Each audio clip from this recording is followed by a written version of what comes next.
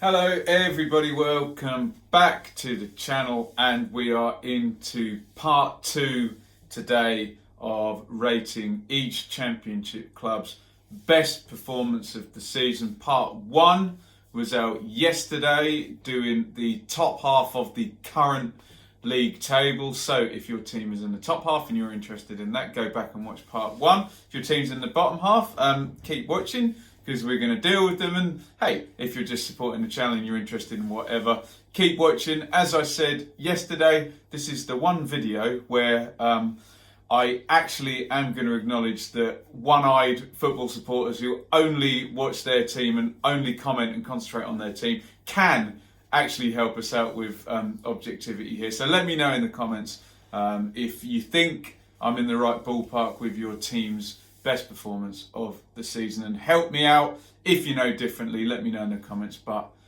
let's keep it civil, as I always say. So we are down now to QPR, very inconsistent team this season, sometimes brilliant going forward, terrible at the back often. A few choices here, 2-0 down to 4-2 winners against Stoke, went to Preston in their very last game and pulled out a 3-1 with 10 men, 4-2 against Blackburn. But again, I've been suckered in by the high score, but it's not just the high score. The goals were great in this game too. So I've gone for QPR 6, Cardiff 1. 6-1 should normally be your best performance of the season, and it was only a late long-range goal. Could have been 6-0 or even greater than that. QPR's movement catching out, quite slow and ponderous looking Cardiff team here. There's a diagonal from Eze, long ball for Wells to head in the first one. Brilliant scoop by Wells for Samuel for the second one. Brilliant run by Samuel for the third. So really good goals to be 3-0 up at half time. The fourth falls nicely for Wells. Then Chair, lovely dribble for Eze for the fifth. I said they couldn't cope with the movement. It's a mistake for the sixth. But 6 is 6, isn't it? And a long ranger from Volks to get one back. Maybe Lumley could do better with that one. Definitely one of the best sides going forward in the league on their day, but Warburton has just struggled with the balance between some very good attacking players and actually winning games and defending and being consistent. So definitely something there for QPR in the future when we get back out of all of this stuff, but maybe they're going to be doing next season, whenever that starts, without Eze. So interesting job for Warburton to do going forward, to keep as much of that attacking stuff and reinvest the money maybe elsewhere in the team. So I make QPR's best performance of the year the 6-1 victory over Cardiff. Let's go on to Reading. This is a bit of an odd one. I've actually gone for a Jose Gomez game rather than a Mark Bowen game. Bowen coming in, I guess it must have been October sort of time, to take over from Gomez, and a bit of a sense that he sort of locked up the team and made them a bit more pragmatic and hard to beat. I was on holiday when this one happened. I remember watching it on my sunbed. Excellent performance. This was Reading 3, Cardiff 0. So sorry to Cardiff fans, that's 2 Cardiff being on the receiving end in a row.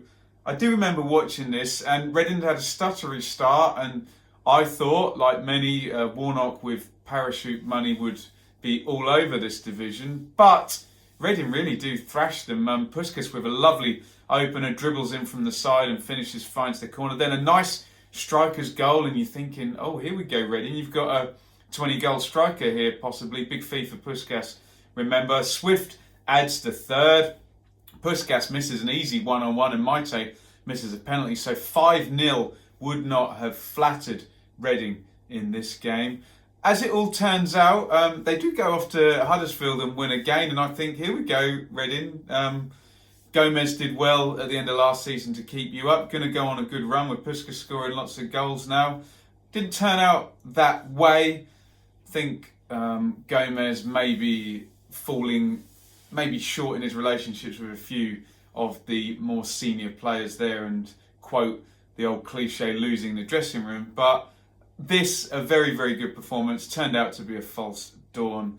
But I've gone for Reading 3, Cardiff 0 as a real eye-opener at the start of the season. And we go to Sheffield Wednesday, weird one as well with Sheffield Wednesday, because as you'll find out, they were very high up in the league until deep into winter before this horrible fall that they've taken. There's a great win at Leeds in there, a big win at Borough, but I've gone for the first half obliteration of Nottingham Forest away here. So I've gone for Forest 0, Sheffield Wednesday 4, and it was rolling back the clock by Championship goal machine. Has he still got it? Jordan Rose. Well, he did in this game. Comes back as a surprise, really, to many of us in the team. I know he'd been getting some minutes as a sub, but really, really brilliant first half hat-trick by Rose. Lovely early angled shot in with the left foot for the first one. Then a poached finish, great cross in, swinging cross, and he's made the right run. The movement and the header is excellent. And then a brilliant overhead kick for the third. Stephen Fletcher manages to put the fourth one in from a corner, and it's 4-0 at half-time. Remember, Forest have been consistent, difficult to beat, good at home all season, difficult to score against, and it's 4-0 at half-time. Wednesday see this one out, clean sheet, see the second half out, and it's 4-0, and slot into third place behind Leeds and West Brom after beating Bristol City a week later. How it's all changed from that halfway point in the season. But I've gone for Sheffield Wednesday's 4-0 win at Forest as their performance of the season. We move on to Birmingham City. I've gone for a Sky TV game, a Friday night in Bristol. Bristol City 1, Birmingham 3. Under the lights here, they're 1-0 behind after 1 minute. Bad mistake, I think Roberts lets Patterson in. And then really good composure. You always want to see that from your team. Don't panic when you go a goal down. You look to the manager and they're normally saying, okay, it's cool. There's 89, well, with stoppage time, 90 plus minutes to go.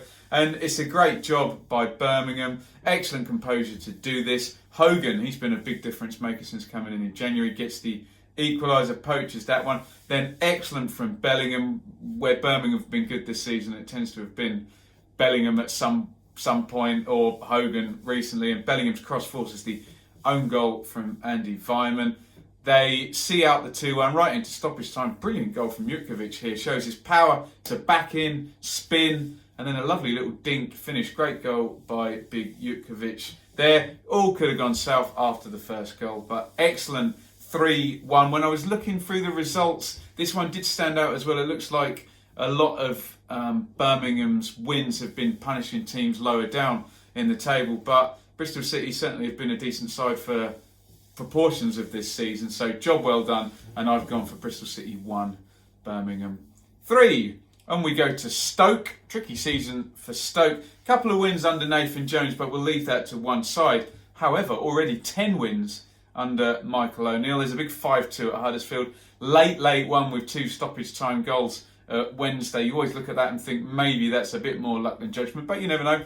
I wasn't there. So I've gone for Michael O'Neill's first game, really important one. It's Barnsley and Stoke at the bottom of the table. It's just before an international break as well, so he can really set the tone for Stoke and how they're going to do under his tenure, O'Neill. And it's a 4-2 win. Brilliant start for Michael O'Neill in this game. Huge improvement straight away. Glucas picks up on a goalkeeper mistake, lobs in from pretty much halfway. Gregory with a penalty. Barnsley get one back, but then Joe Allen, who he's the captain, isn't he, gets the goal for 3-1. Then Clucas again, another brilliant goal by him, slams that one in before Schmidt makes it 4-2. I think we're looking at the context of this one, the start and just the difference in how it was under Nathan Jones to Michael O'Neill, and you assume Stoke will be fine whenever it is that we recommence, and there might be something for them next season. The last one of the parachutes, they need something soon to happen at Stoke before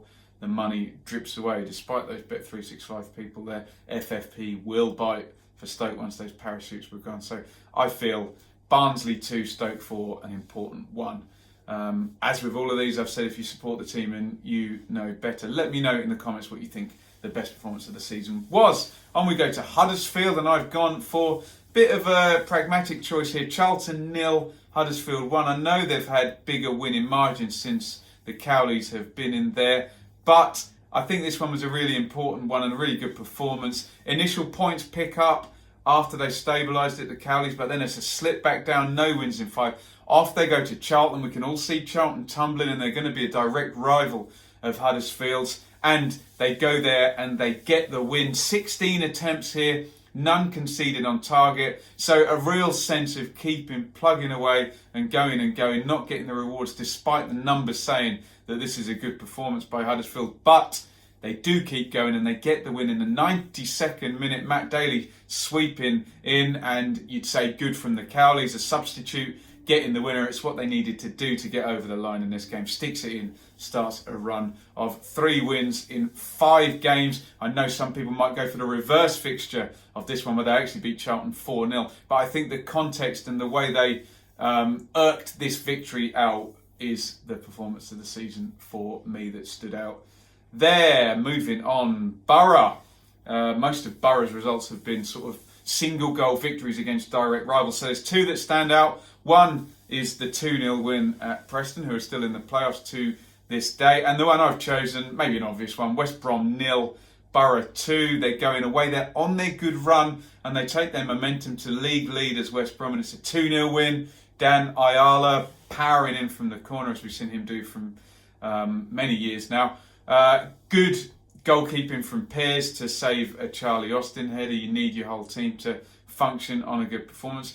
But Borough do create another couple of big chances. Marvin Johnson particularly missing a good chance. So it's no flash in the pan, smash and grab this victory. And then in stoppage time, Ashley Fletcher empties the stadium with a lovely long range looping half volley to kill it off.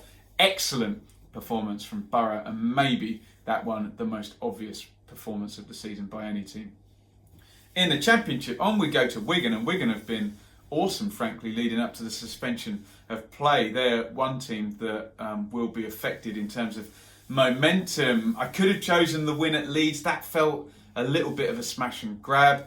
I could have chosen the win at West Brom as well, but I looked at the numbers of Reading 0, Wigan 3, and that looked like a terrific performance. 59% possession, 10 attempts on target, forcing 7 saves from Raphael, the keeper at Reading. 3 goals, a clean sheet. It's a brilliant back heel as well from Kiefer Moore for the opening. Low half volleys the second, and another stoppage time goal, I think right late, 97, 98, 99 minutes possibly by memory. Michael Jacobs, brilliant dink as well. Wigan on such a good run, and this such a comprehensive victory at Reading. Yes, I know they've won away at those 2 top teams, but this, just in terms of convincing, really, really good from Wigan. On we go, 4 to go here. Hull City, as you can imagine, we're not going to be looking pre-January for Hull because they haven't won a game since New Year's Day, but I've gone for Fulham 0, Hull 3. We are in, is it November or is it December? I don't remember.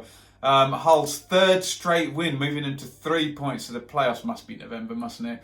And this one was praised tactically, actually, for Grant McCann picking out those weaknesses of Fulham, having his 3 runners up top, Bowen playing down the middle on this day, Grzycki one side and Josh Bowler the others, and it's Bowler that gets the opener, volleying in after his header is blocked. Bowen, typical Bowen goal here, dribbles, is it Mawson he's beaten there, I think, in and out, and puts the finish in. And then he's through again, tries the nutmeg, and Tom Eaves kind of falls over and manages to force it over the line. They would kill for any type of win, let alone a 3-goal win with a clean sheet away at 3rd place. And God, do they miss Bowen and Grzycki now. Feels like an entirely different team since those 2 guys went. So Hull, performance of the season, is a 3-0 away win at Fulham. Let's go to Charlton now, and heady days for Charlton. This win I've gone for puts them 7th in the table after 12 games. I've gone for Charlton 3, Derby 0. They had good wins right from the start of the season, keeping their League One momentum going after the promotion. Everything clicking nicely. They have lost Lyle Taylor to injury, but they put Macaulay Bonne in, and he's doing the job here. And it's typical of Charlton's early season forms. Look at these goals where the lightning, quick, decisive attacks that we saw, sprints into the box and goals coming from them. Williams into the channel crosses for Bonne for the opener. Naby Sarr heads the second from a corner. And another player missed, like Bowen and Grzycki, is Conor Gallagher, who smacks home a long ranger for the third one. 9 attempts to 2 as well, which is why I've got this one over maybe some of those other away victories that they had early in the season where they took their chances and took the points. This one looked far more dominant from Charlton. So Charlton 3, Derby 0. I've gone for Charlton's best performance of the season. 2 to go now. The bottom 2, so fewer to pick from. Maybe that makes my job easier here. Luton Town, not too many wins for Luton, but I was at this one. An excellent performance. Bristol City again. It's interesting that some inconsistent sides who maybe should do better, Cardiff, Bristol City, coming into be the defeated sides in a few of these performances. Luton 3, Bristol City 0. It's goalless at half time. Brilliant opener from Mpanzu Tahimi. Talk about that. Look at my top 10 goals video that we've done since the suspension of the season. Cuts in, brilliant curler from Mpanzu. Lovely stuff. Cornick goes through and slides the second goal. Good composure from him. And then they kill it off. 3-0, Williams' own goal. Great stuff from Luton. Clean sheet here and picked Bristol City off really well. They'd been on a losing run. They really needed that one. You can see the upside of Luton when they do click and they keep the opponents out. Hasn't been there for much of the season, but was there for this one. So I've gone for Luton 3, Bristol City 0 as their performance of the season, which leaves us just with Barnsley. Like Hull, there's a great away win at Fulham, although I did look at the numbers of that one, and that's one of those where the attempts all look fairly similar. It looks like a great finishing day and just taking Fulham out with their chances. So I've gone for a bit more of a fun game. Barnsley 5, QPR 3. I think it sums up both teams. Nice and open attacking teams, maybe to the detriment at some points this season. 8 goals, hat-trick for Connor Chaplin, who's going to be the player of the month off the back of this run as well. And great finishing as well. Barnsley going to score 5 goals from 7 attempts on target. They're also going to record more possession and completed passes than QPR, who are very good in that regard. So nice work from Barnsley. First 3 goals, all Chaplin's. First time finish for the first, lashes home on the half volley for the second. Great stuff. Nice follow up to curve in the third one for the hat trick. Woodrow penalty. Luke Amos has scored a couple in the meantime. I must say it's 4-2 here. Then Diaby getting forward after the dribble from the right, scoring the centre half there. Nice one. 5 goals there. There's another one to get back to 5-3. But great stuff from Barnsley. And I think that performance kind of exemplifies what Struber's trying to do with the quick attacking football players joining in. Chaplin at the forefront of this, getting all the goals. So nice stuff. That, my friends, is every Championship team and what I deem to be their performance of the season. I've done it across 2 videos, else it would have just ran and ran and ran and ran. Also, the research took me bloody ages to do, but hey, we don't have much better to do at the moment. So there you have it. If you check back part 1, you will see the top half. Part 2, the bottom half. I'm sure fans thinking, oh, if we could have recorded more games like that, particularly in the bottom half. But always good to look at the peak of a season. As I've said numerous times in these 2-part videos, I do consider my objectivity and watching every team and not focusing on one as strength. But in this video, I do invite your comments, because I think watching one team and one team only and commenting and maybe obsessing just about that team is maybe a strength that you can bring to the comments down here to let me know whether I've got these ones right or wrong. I will wrap up there because we're 18 minutes and I've done 18 minutes yesterday and I don't want to bore you all, but I do want to keep the content going. So please get involved, trying to keep the YouTube ticking over in this time. One thing that we can keep doing is making YouTube videos, so why not while we're on shutdown? As usual, thank you to all the people who are still at work, keeping the country from not grinding into some kind of anarchy. Follow me on Twitter at Benjamin Bloom. Hit subscribe, ring the bell, support on Patreon monetarily if you can, but obviously save your money if you need to. Benjamin Bloom, patreon.com/Benjamin Bloom. Ideas for videos in the comments. This was a nice easy 2-parter, but I've got up every day and scratched my head thinking, what the hell video shall we do next? So I have to come up with something for tomorrow if we're going to keep these videos going and keep you guys entertained during this rather boring but necessary shutdown. Thank you for watching. Get involved in the comments. Let me know if I'm right or I'm wrong. As always, I plead, keep it civil. We know what a cesspool the YouTube comments can be and some people's behaviour. But hey, be nice to yourselves and each other. Did Jerry Springer used to say that? I think maybe he did. Thank you for watching. I'm going to say what I normally say, which is see you soon and over and out.